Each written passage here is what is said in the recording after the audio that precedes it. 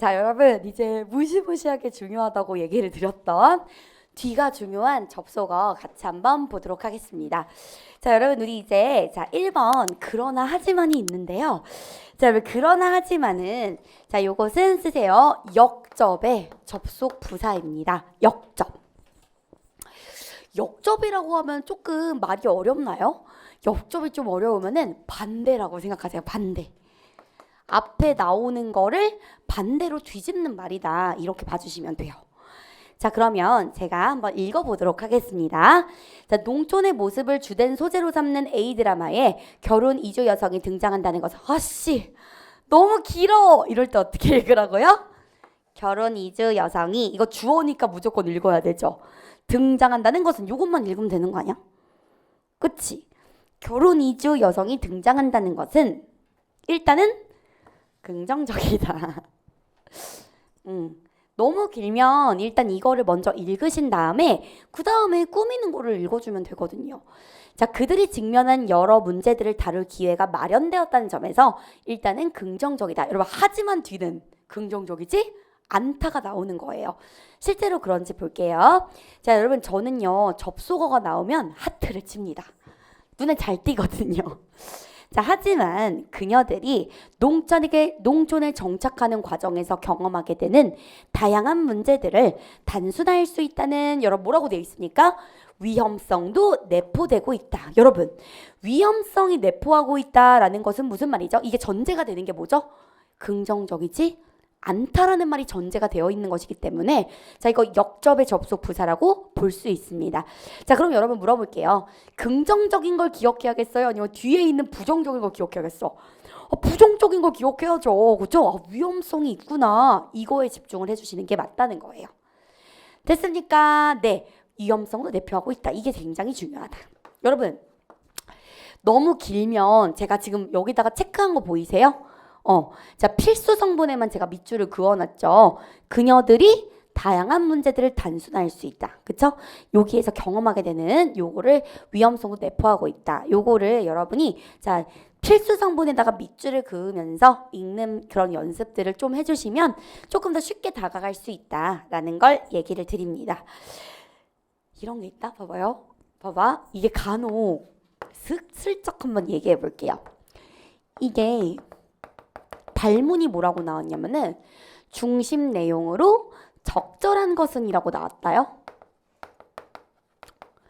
자, 그런데 보통 중심 내용을 물어보는 제시문의 길이가 길지 않아요. 내가 이런 것도 다 알려줄 거야. 보통 이런 것들은 보통은 한 문단이고 길면 두 문단 이렇게 들어가거든요. 그럼 두 문단이 딱 들어갔을 때 중간에 막 중심 내용을 물어본 거죠. 그러니까 요거는 지엽적으로 읽으라는 뜻이 아니라 큼직큼직하게 포인트만 읽으라는 그런 의미가 되는데 여기에 갑자기 중간에 그러나가 떡하니 있어. 그럼 여러분 어떻게 하실래요? 만약에 제가 여러분들이라면 지금 발문에 뭐라고 나와 있죠? 중심 내용, 즉 지엽적으로 읽을 필요가 없고 이 사람이 말하고자 하는 큼직한 것만 뽑아내라라는 뜻이니까 그러나가 나왔다면 난 어디부터 읽어버릴 거게? 뒤에 읽을 것 같아. 왜? 중심 내용 물어보는 문제니까. 그러니까 여러분 봐봐요. 아무리 앞에서 호롤롤롤롤 이렇게 얘기를 했더라도 그러나가 된다라는 건 이걸 다 반대로 어떻게 버리겠다는 뜻? 뒤집어 버리겠다는 뜻이니까 어차피 이거 읽으면 이거 내용 나올 거지. 이거 뒤집은 게 이거잖아요. 그럼 뭘 읽어야겠어? 중심 내용을 물어보는 문제라면 뒤에 것만 읽으면 되는 거예요. 됐어요? 이렇게 제가 발문에 따라서 이제 어떻게 이 문제를 접근하는지 그런 요령 같은 것들을 많이 알려드릴게요. 자, 이렇게 봐주시고요. 이것도 마찬가지로 하지만 있으니까 뒤에 부분 잘 읽어주시면 됐습니다. 자, 우리 이제 그런데 한편 내가 있잖아요. 그런데 한편으로 말할 게 되게 많아. 아이고 침 나왔다. 별 붙여봐요. 여러분들이 그런데 한편을 진짜 잘못 쓰는 거야. 여러분들의 특. 그런데가 그런애랑 같은 줄 알아. 그런데랑 그러나는 완전히 다른 접속 부사입니다. 물론 여러분들이 일상생활에선 이렇게 쓸 수 있어요. 혜선쌤은 어떻게 얘기를 해볼까? 이렇게 한번 해볼까? 혜선쌤은 예쁘다. 그러나 성형한 것이다. 이렇게 얘기하면은 여러분 성형한 것이다에 전제된 게 뭐가 있지? 해서쌤은 원래는 예쁘지 않다니까 이거 그러나 맞지? 그러면 또 이것도 말이 되네. 아니 나 다른 예시문을 들어야겠다. 자 미안해요 여러분. 일단 이걸 좀 알아놔봐.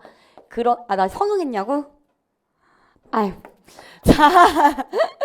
자 그런 데랑 그러나를 여러분 이거 이꼴로 보면 절대로 안 된다. 이걸 좀 알아두셔야 돼요. 그런 데와 그러나를 이꼴로 보면 절대로 안 돼요. 완전히 달라요. 근본이 다릅니다. 여러분 그러나는 역접이죠. 반대로 뒤집는 거지. 근데 그런 데는 반대로 뒤집는 게 아니에요. 자 얘는 초점 전환의 접속 부사에 해당이 돼요. 초점이 전환된 거야. 그럼 이제 여러분이 선생님 초점 전환된다라는 게 좀 와닿지가 않아요. 이렇게 얘기할걸? 자 그럼 제가 항목화해 드릴게요. 자 그런 데가 나오게 되는 건요. 앞뒤의 중심 화제는 동일해. 이게 이제 포인트예요. A라는 대상에 대해서 얘기하는 거는 그대로 유지가 되는데 자 앞에서 얘기했던 측면이 아닌 다른 측면을 말할 거야. 다른 측면이라는 건 앞부분에 언급이 되지 않았던 새로운 내용이 나온다는 거예요. 그럼 여러분 이것은 완전 역접의 접속 부사와는 다른 얘기지. 그렇잖아. 반대가 아니잖아요. A에 대해서 뭐 이런 거 있을 수 있지. A는 문제점도 있을 수 있고 해결 방안이 있을 수도 있고 장점이 있을 수도 있고 단점이 있을 수도 있죠. 그런데 앞에서 얘기했던 그 부분이 아닌 다른 뭐 문제점이라든지 원인이라든지 다른 측면으로 바꾼다는 것뿐이지 반대의 내용은 아니라는 겁니다. 자 그럼 제가 보여드릴게요. 효가 개인과 가족 곧 1차적인 인간관계에서 일어나는 행위를 규정한 것이라면 충은 나는 이거 어떻게 읽었을 거냐면은 효가 이러면은 1차적인 인간관계. 왜냐면 내가 왜 이걸 읽었냐면요. 충이 뭐라고 돼 있어? 난 여기다 밑줄 그었을 것 같은데. 왜냐면 이것도 비교 대조잖아요. 효는 1차적인 인간관계 뭐랄까 좀 단순한 이런 걸 말하는 거 아닐까요? 충은 가족이 아닌 거니까 조금 더 복잡한 관계 아닐까요? 2차적인 인간관계에서 일어나는 사회적 행위를 규정한 것이다. 자 그런데 여러분 그런 데가 나왔습니다. 자 여기 뒷부분을 보셔야 돼요. 언제부터인가 우리는 효를 잘 봐요. 수능적 가치관을 주입하는 봉건가부장 사회의 유습이라고 오해하기 시작했다. 자 물어봅니다. 여러분 충효 똑같이 모는 그대로 나오지? 중심화제는 동일하죠. 둘 다 공통적으로 A라는 충과 효라는 중심화제를 얘기하는 건 맞아요. 그런데 여기 지금 자 봉건적인 가부장적 사회의 유습이라고 오해한다라는 이 내용은 앞부분에 나왔던 내용 안 나왔던 내용? 나오지 않았던 내용이잖아. 그럼 여러분 여기에 그러나가 들어가야 되겠어요? 아니면 그런 데가 들어가야 되겠어요? 그런 데가 들어가줘야지.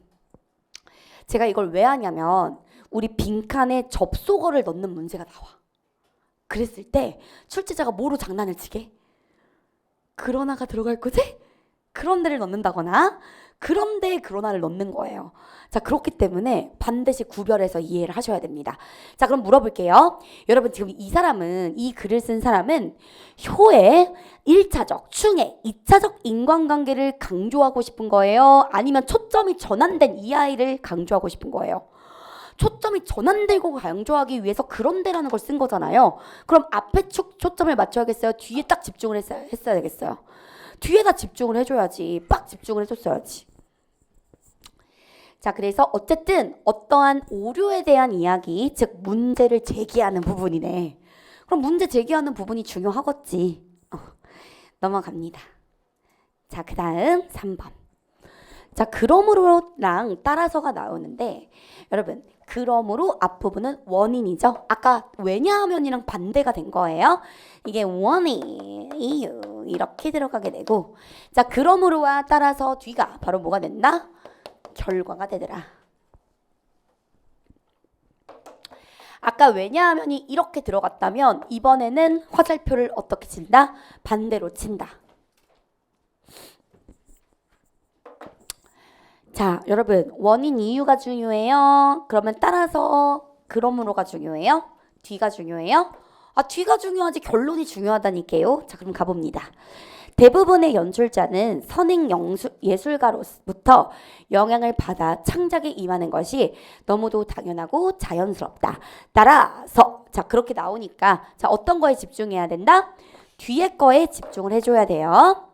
자, 무대 연출 작업 중에서 독보적인 창작을 걸러내서 자, 배타적인 권한인 저작권을 부여하는 것은 흔치 않은 경우이고 후발 창작을 방해하는 요소로 작용할 수 있다. 그래서 여러분이 이 문단에서 기억을 해야 될 건 요 문장이 되겠습니다.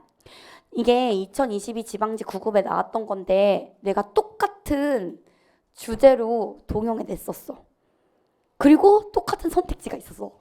쩔지? 나 비문학도 격중해요.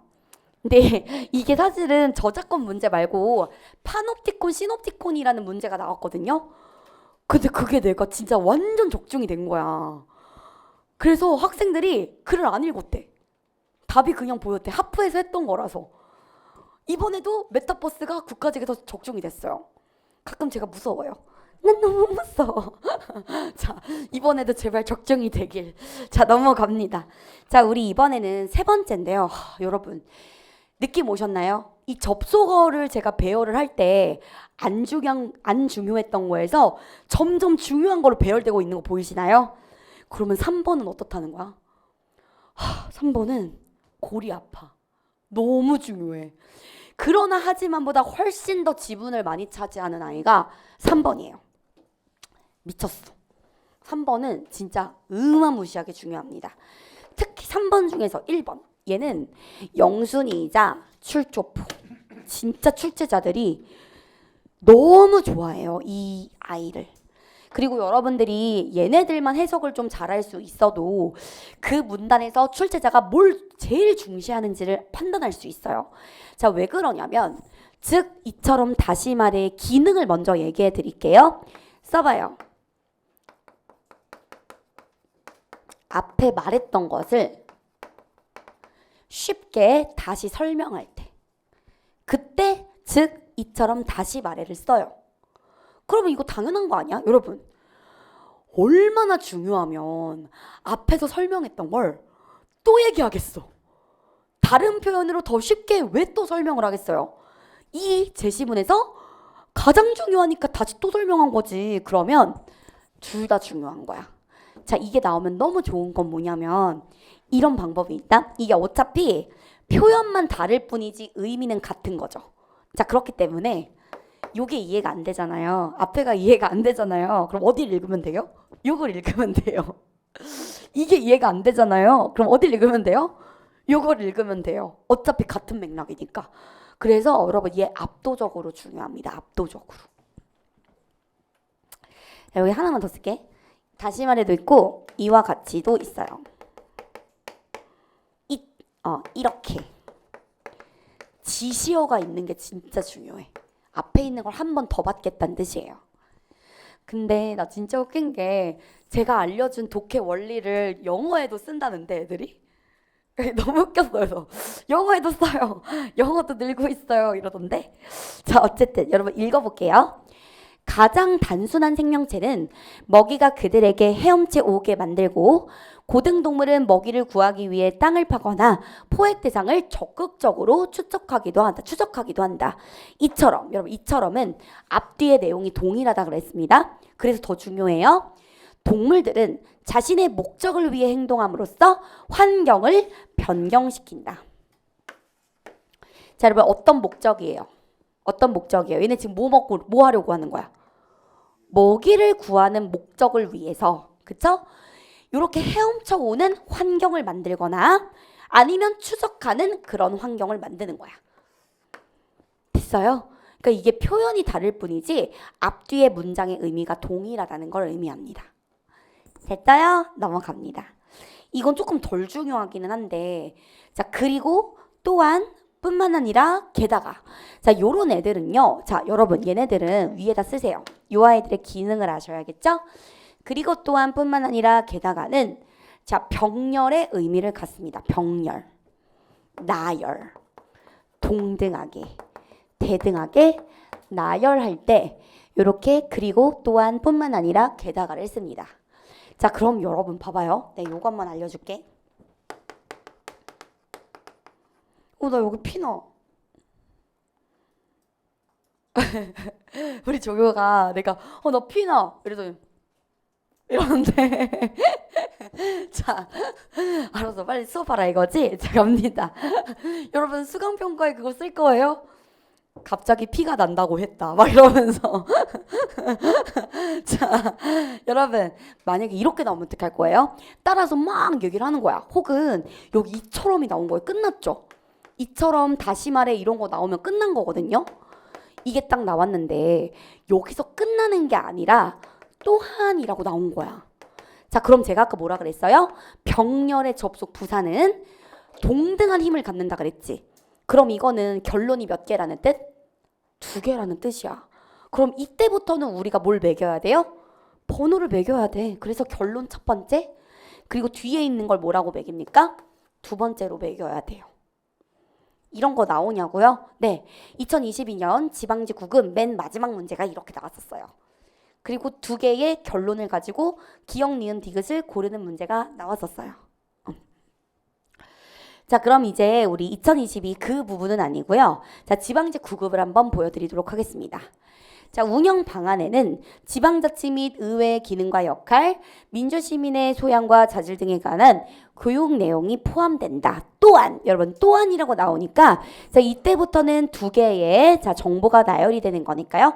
1번, 2번이라고 매겨 놓습니다. 이거 제가 왜 매겨 놓냐면 자, 이런 경우가 있어요. 참고로 이 문제가 어떤 문제였냐면 지엽적인 것까지 판단을 해야 되는 내용일지 불일지 문제였단 말이에요.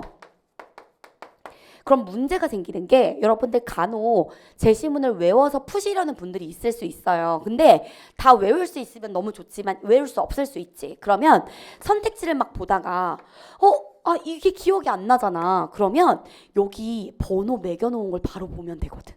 바로 올라가서 어차피 나열된 거는 머릿속에 기억이 다 안 나요. 그러니까 왔다 갔다 더 해야 돼, 나열을. 그래서 이런 것들을 위해서 시각화를 이렇게 해준다라는 뜻입니다. 자, 이제 넘어갑니다. 자, 우리 이제 4번째인데요. 자, 모르는 어휘가 나올 때는 쫄지 말아라. 자, 이럴 때는요. 자, 밑줄 내가 아는 쉬운 어휘로 바꿔버려요. 모르는 어휘가 나왔을 때 그 어휘를 그냥 아니 모르는데 어떻게 해석하려고 그래? 우리가 해석을 해야 되죠. 모르는 어휘를 그냥 모르는 어휘로만 가지고 가면은 끝까지 해석이 안 돼요. 그러니 추측해봐. 문맥적인 의미로 추측하면 되잖아요. 문맥적인 의미 혹은 자기가 가지고 있는 배경 지식을 동원해서 내가 아는 쉬운 어휘로 바꿔버리는 겁니다. 자, 그래서 한번 들어가 볼까? 가볼게요. 이거 한번 해볼게. 개 어려웠어. 이거 참고로 몇 급이에요? 7급. 그리고 원래 2010년대 후반이 어려웠거든요. 그러니까 이게 좀 어려워. 제가 어떻게 읽는지 보세요. 따라서 요트의 추진 원리를 이해하기 위해서는 풍압이, 여러분 풍압이 뭐예요? 풍압. 압력이 뭐야? 압력은 방향이 어떻게 가요? 프레셔니까 이렇게 아래로 가잖아요. 풍압이 추진력의 주가 되는 풍압엄주래. 여러분, 짜증나. 풍압엄주가 뭐야? 근데 우리 뭘 알죠? 풍압, 압력이 뭔지는 알죠? 그러면 풍압엄주라는 거 무슨 뜻이야? 방향이 아래로 간다라는 거고. 그 다음에 양력. 여러분, 양력이 뭔지 아나 혹시? 알면은 괜찮고 모르면은 뭐 어쩔 수 없는데 양력이라는 게 우리 예전에 초등학교 교과서에 뭐가 있었냐면요. 예전에 그 기차 중에서 양력으로 그 N극이랑 N극을 딱 해가지고 양력으로 뜨는 기차, 자기 부상 열차 알아요? 부상 열차.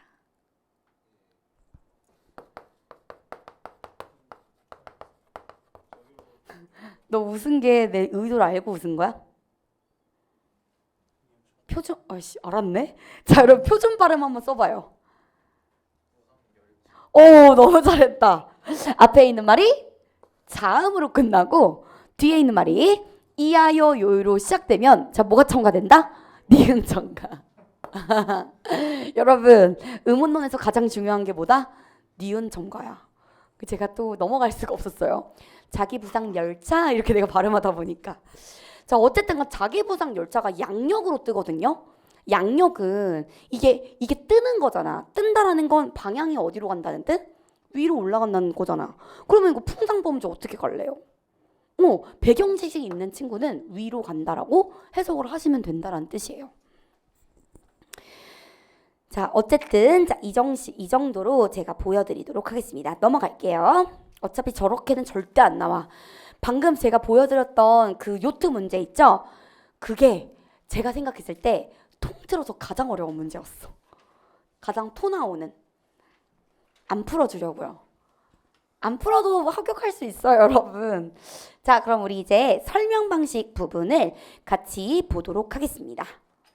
여러분 할만해요? 할만해요? 자, 여러분 이거 몇 문제 나온다고요? 얘는 무조건 나와요. 무조건. 문제가 국가직 지방직에서 보통 한 문제는 무조건 나오고요. 많으면 두 문제 나와요.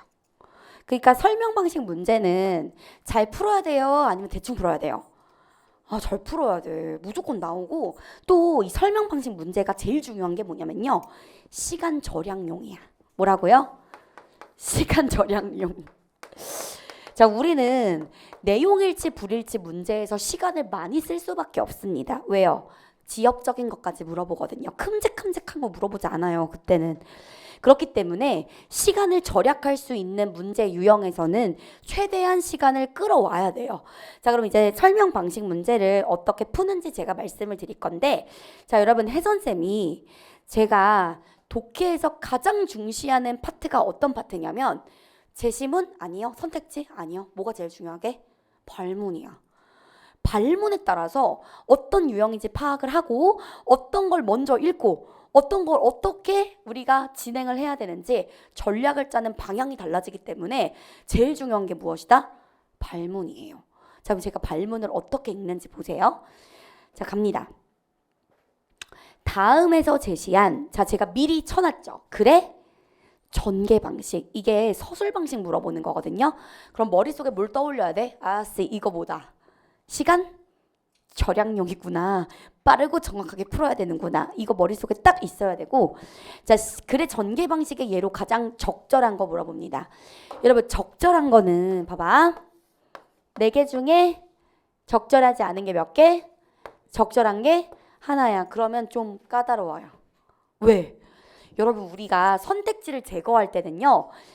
옳은 선택지는 그냥 제시문으로 딱 박아가지고 맞는지 안 맞는지만 단순하게 파악하고 맞네 이러고 지우면 되는데 옳지 않은 선택지는 그게 안 돼. 옳지 않은 선택지는 얘가 옳지 않은 이유를 객관적으로 들어야 되는 사고 과정이 하나가 추가돼요.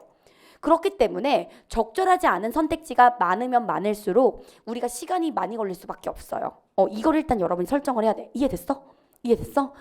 자, 그래서 일단 적절한 거. 자, 여러분 그럼 봐봐. 다음 글에 대한 설명으로 여러분 이렇게도 나올 수 있어. 설명 방식이라고 나오지 않고요.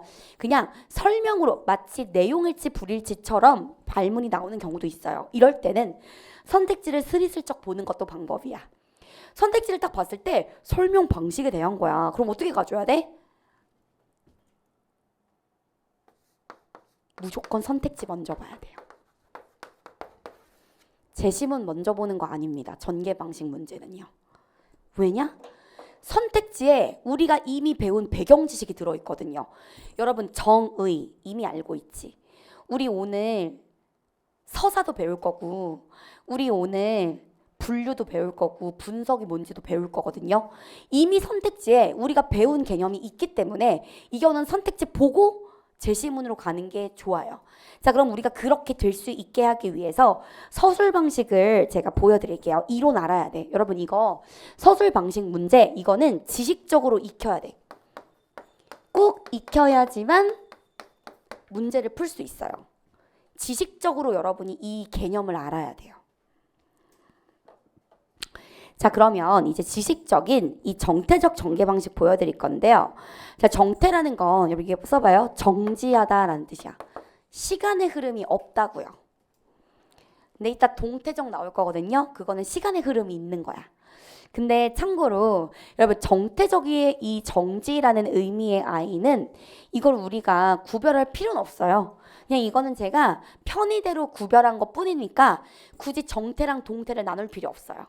자 그러면 정의와 지정 가보도록 하겠습니다. 여러분 정의라는 것은요, 자, 뜻을 정하는 것을 말하는데, 자, 여러분 여기 써봐요. 뜻을 설명하는 거예요. 사전적인 개념을 얘기하는 겁니다.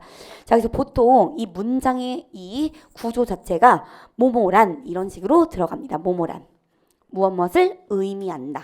이런 거 나오면은 정의가 들어가 있구나 라고 하고 선택지를 지우시면 돼요. 아 들어가 있네 이러면서. 자 그 다음 뭐뭐라고 한다 라고 할 때도 자 여러분 요것도 지워주시면 되겠죠. 정의라는 선택지가 있다면. 이거 제가 전부 다 실제 시험에서 나왔던 문장으로 넣어놓은 건데 요거 봐봐요. 따옴표 들어가 있다. 그치? 그러면은 그 제시문의 중심 화제가 뭐라는 뜻? 언어 자살행위라는 뜻이에요. 자 그리고 심지어 언어 자살행위에 대한 뜻을 설명하고 있죠. 끝났네. 더더욱 중심 화제네. 이렇게 가져가시면 돼요. 자 근데 여러분 지정 제가 이거를 왜 넣었냐면 나 진짜 넣기 싫었는데 옛날에 정의와 지정의 차이점을 물어보는 문제가 나왔었거든. 그래서 제가 넣기는 넣었는데 졸라 쉽게 설명해 드릴게요. 자 지정의 지 동그라미 이거 진짜 두 글자 한자 표기에도 진짜 많이 나오는 거니까 꼭 알아놔야 돼. 여러분 지정이 뭐냐면 손가락으로 가리키는 거예요. 그냥 봐봐요.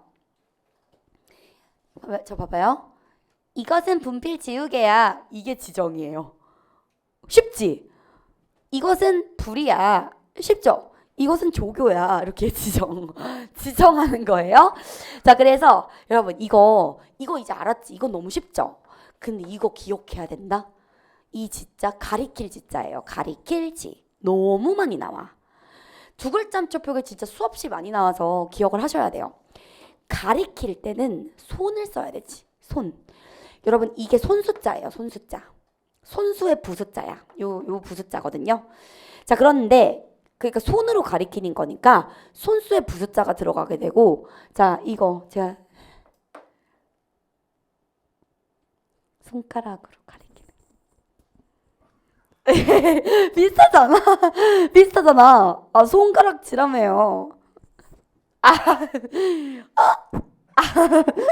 이 충격요법이 생각보다 기억이 잘 남아. 그래서 여러분 손가락으로 가리키는 거니까요. 이거 기억 못해도 돼. 이거 두 개만 기억해. 손으로 가리키니까 손수자에 부수자에 아유 되는 거예요. 자, 그래서 이게 가리킬 자입니다. 기억해놔. 두 글자 한자 표기 많이 나와.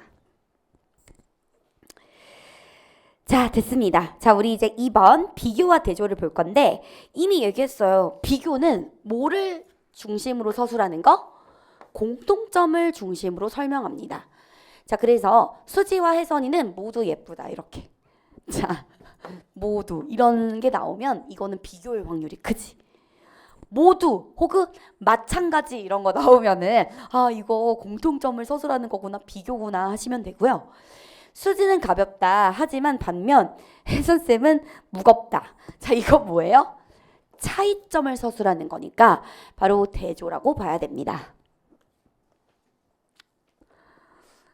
근데 옛날에는 제가 이런 거 하잖아요. 그리고 역공이들이 와가지고 아 혜선쌤 안 무거워 보이는데 왜 그러세요? 이런 얘기 했거든? 근데 왜 요즘에 안 할까? 내가 무거워져서 그래? 익숙하다고? 내가 무거운 게 익숙하다고? 자 넘어갑니다. 여러분 제가 요거 하나만 가져갈게요. 이거 대조인지 한번 얘기해 보세요. 수지는 돈이 많은데 혜선쌤은 못생겼다. 이거 어때? 대조 아니지. 대조는 반드시 뭐가 동일해야 돼? 기준이 동일해야 돼요. 그러니까 만약에 돈에 대해서 이야기를 하는 거면 수지는 돈이 많지만 혜선쌤은 돈이 없다. 이렇게 가져야 돼. 자 근데 이제 여러분이 가장 못하는 게 뭐냐면 분류 분석이에요. 요즘 트렌드가 분류 분석입니다. 진짜 트렌드예요 이거. 이게 원래 분류 분석이 트렌드가 아니었거든? 원래 뭐가 트렌드였냐면 유추가 진정한 트렌드였어요. 이게 2020년대 초반에 뭐 서술 방식 나왔다 하면 유추밖에 안 나왔거든. 근데 요즘에는 분류 분석이 나오기 시작했어. 그래서 일단 전통적으로 중요했던 거 먼저 얘기할게요. 여러분 유추는요 다 필요 없어요. 비유랑 같은 거라고 보세요. 빗대는 거야. 두 대상이 비슷함을 근거로 들어서 낯선 대상을 조금 더 쉽게 설명하는 걸 바로 유추라고 하는데 다 필요 없고요. 어렵게 생각하지 마세요. 뭐라고? 비유. 그럼 여러분 이거 어때요? 인생은 마라톤과 같다. 뭐뭐 같다. 뭐뭐처럼. 뭐뭐인 양. 직유법이지. 그럼 이거 뭐예요? 유추예요. 인생은 마라톤이다. A는 B다. 은유법이죠. 은유법은 뭐예요? 유추예요. 자, 그럼 봐봐요. 바이러스는 집에 몰래 들어온 도둑과도 같다. 여러분 뭐뭐 같이처럼 인양 뭐뭐 듯이 이런 걸 우리는 비유법 중에서도 직유법이라고 해요. 직유법 있으면 유추구나 하면 돼요. 그리고 A는 뭐다? B다. 이걸 은유법이라고 하거든요. 은유도 비유예요. 유추예요.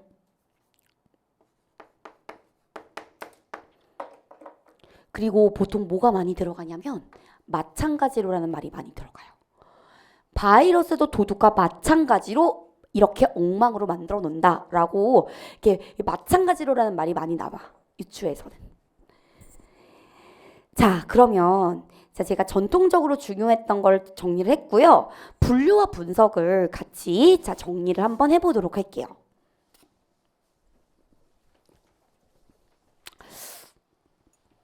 일단 여러분 원래는요. 옛날에는 구분이랑 분류를 구별하지 않았거든요. 근데 이게 진짜 난 이거 왜 그랬나 몰라. 2015년 교육 과정이 개정을 하게 되면서 짱나게 만들었어요. 그래서 우리는 자 어떤 거를 기준으로 보자? 2015 개정을 기준으로 봅니다. 혹시 모르니까요. 자, 그러면 제가 이제 구분이랑 분류에 대한 이야기를 할 건데 자, 여러분 이렇게 보세요. 종류를 나누는 걸 분류라고 해요. 이 류자가 종류 류자예요. 종류류. 자, 그래서 구분은 하위 항목으로 나누는 걸 말하는 것으로 자, 여러분 종류를 나눌 때는 기준이 필요해요. 기준. 그냥 나누는 게 아니라 종류를 나눌 때는 기준이 필요해요. 자동차에는 여러분 기준이 뭐야? 크기죠. 크기. 기준이 있어요. 크기에 따라 소형차, 중형차, 대형차가 있다라고 하는데 요 개념이 커요? 이 개념이 커요? 자동차가 더 크죠. 상위 개념을 잘게 다른 종류로 나누는 것을 바로 구분이다라고 얘기합니다. 여러분 분류 너무 쉬워요. 얘는 순서를 바꾸면 돼. 바꿔볼게요. 소형차, 중형차, 대형차를 자동차라고 한다. 이건 뭐지? 묶는 거지. 상위 항목으로 묶는 거죠. 그래서 구분이랑 분류는 솔직히 똑같아. 언급하는 순서만 바꿨을 뿐이에요.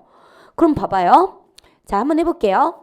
미술 작품에 등장하는 동물은 자, 이거 지금 뭐라고 돼 있어요? 그 성격에 따라 기준이 들어가요. 성격에 따라 종교적, 주술적, 신을 위한 동물 이걸로 구분할 수 있다라고 되어 있죠. 분류로 바꿔봐 그러면. 종교적, 주술적, 신을 위한 동물, 인간을 위한 동물은 바로 미술 작품에 등장하는 동물이다라고 하게 되면 상위 항목으로 뭐하고 있다? 묶고 있죠. 그러면 이거는 분류예요. 그래서 다 필요 없고요. 쉽게 갑시다. 구분은 나누는 거야.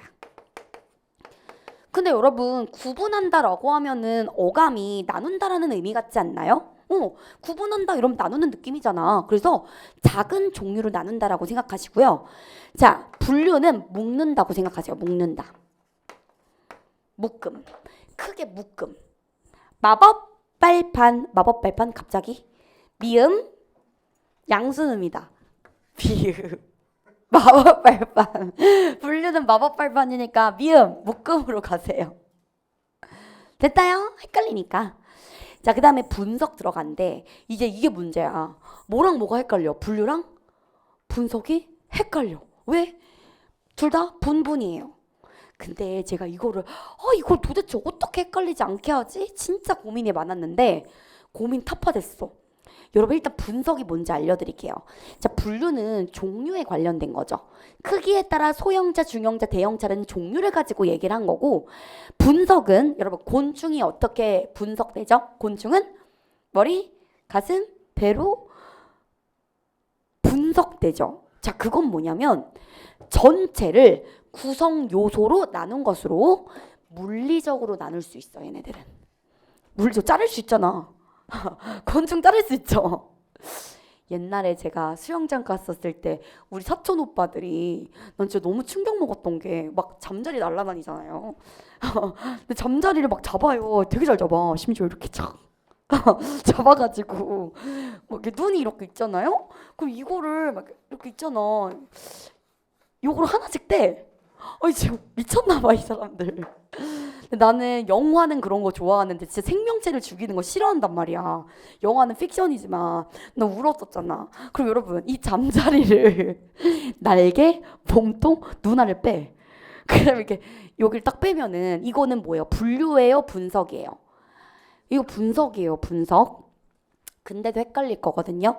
제가 어떻게 하는지 알려드릴게요. 봐봐. 자, 여러분 여기서 자동차가 상위 항목이죠. 이게 뭐예요? 하위 항목이지. 자, 이게 하위 항목은 상위 항목이다라고 한번 제가 얘기를 해볼게요. 여러분, 소형차는 자동차 맞죠? 그치? 소형차는 무조건 자동차잖아. 그럼 요거 봐봐. 지금 나누어진 걸로 한번 얘기해 볼게요. 머리는 곤충이야? 아니잖아. 이렇게 가지고 가세요. 그러니까 나눠지는 대상과 상위 항목 조금 큰 아이를 가지고 얘는 얘다 이렇게 가는 거야. 그럼 자동차도 한번 가볼게요. 이게 분류가 될 수 없는 이유가 타이어는 자동차이다. 말 됩니까? 안 되거든요. 그래서 분류랑 분석은 나눠지는 아이 있죠? 이 나누는 작은 아이가 이 큰 아이다라고 했을 때 말이 되면 이렇게 종류를 얘기하는 거고 말이 안 되면 정말 이렇게 물리적으로 나누는 분석이 된다라는 거 알아두시면 돼요. 자, 우리 이제 예시를 들어갈 건데요. 빨리 갈게요. 여러분 예시는 구체적인 예시를 드는 거예요. 아, 나 이거 빨리 하기 싫다. 여러분 예시까지 딱 자르세요. 제가 이 부분은 왜냐면 예시가 좀 무서운 게 뭐냐면 이 예시가 어렵게 나오면 제일 어렵게 나올 수 있는 아이예요. 왜냐? 예를 들어가 안 나와. 왔다. 그러니까 예시라는 설명 방식이 대놓고 여기에 예를 들면 혹은 예를 들어 가령 같은 게 나오면 땡큐 베리 머치 하고 예시라고 하면 되는데 시험에 그렇게 잘 안 나와. 나올 때도 있긴 하지만 그래서 어려워. 제가 여기는 다음 시간에 할게요. 너무 좋아. 알겠어요? 자, 여러분 예시 부분부터 다음 시간에 진행을 하는 걸로 하겠습니다. 자, 여러분 너무 오늘 고생 많으셨고요. 자, 그러면은 우리 다음 시간에 또 보는 걸로 하겠습니다. 자, 오늘 비문학 진행했는데 어떠셨나요? 좋았어요? 그래요. 자, 그럼 우리 다음 시간부터는 실제 이제 우리 기출문제 대표적인 거 제가 되게 좋아하는 기출문제들만 입문서를 넣었기 때문에요. 같이 한번 적용하면서 진행을 하는 걸로 하겠습니다. 자, 오늘 너무 고생 많으셨고요. 자, 그럼 우리는 다음 시간에 볼게요. 안녕. 안녕.